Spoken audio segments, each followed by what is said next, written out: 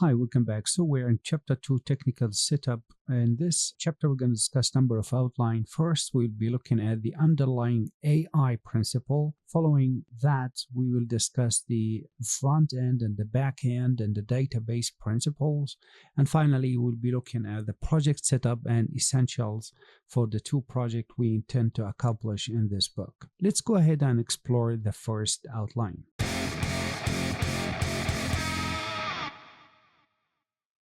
Well, the underlying AI principle in general, that means that the application or the product that we are trying to design or to produce, actually, it utilizes the framework of AI.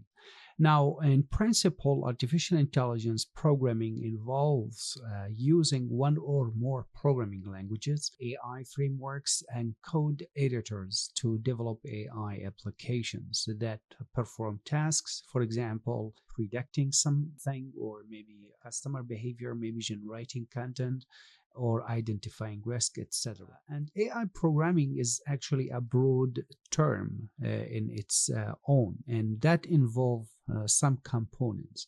Maybe some of these components to look at, the first is the NLP, or the natural language processing. With NLP, AI programmers create and train computer models capable of processing and responding to human language. For example, the easier I could think of, at least from writing perspective, if today we use any of the available email services, once we start write, you could see the auto-completion of suggestion. The second component may be looking at the pure content of machine learning on itself.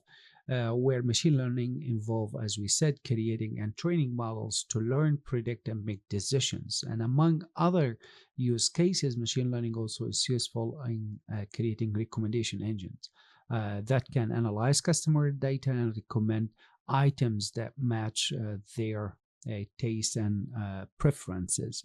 Next, we'll be looking at also a computer vision component, where this field involves creating computer system that can extract meaningful information from videos and images. I think the first application we'll be looking at in this book to design, it could be considered under the umbrella of computer vision. Then we'll be looking at also robotic as an independent component, and this branch of engineering involve designing and developing and operating robots. And AI programmers assist in creating and training models, allowing bots to actually get smarter and perform tasks more accurately. And then also we have the deep learning, which we spent long time talking about in the third book.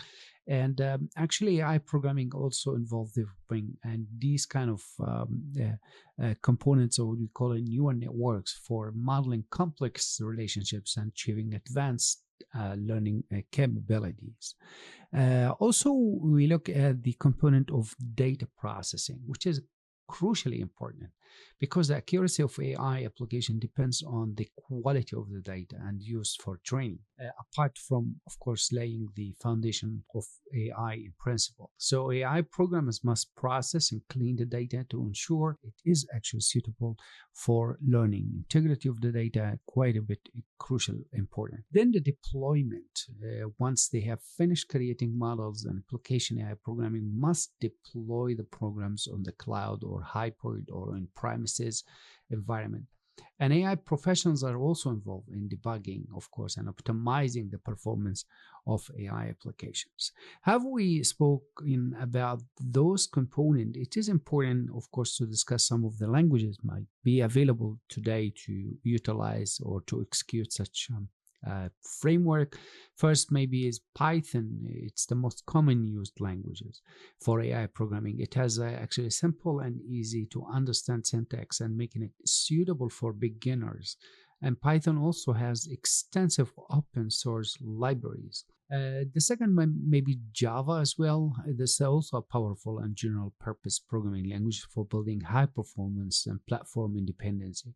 C++, when it comes to building fast and efficient AI application, I could say that C++ is among the most preferred language because it gives developer more control over computer memories. So I'm not going to speak about benefit of AI programming. You should be able to judge that on your own, but maybe we need to talk about some challenges of AI programming. For example, the data quality and the availability of the data. As we said, if you actually consider AI, that means data is the core principle for your entire product, and AI models rely on these large data set to analyze patterns, learn, predict, and solve problems.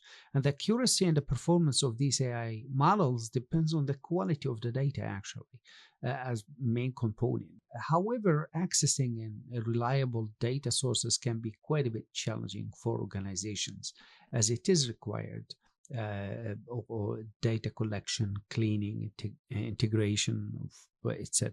And the last thing is the implementation and the integration. I think very, very important to understand that, because AI system bring enormous benefit to the workplace. That is right, but integrating them into existing organizational process and workflow can be really complex.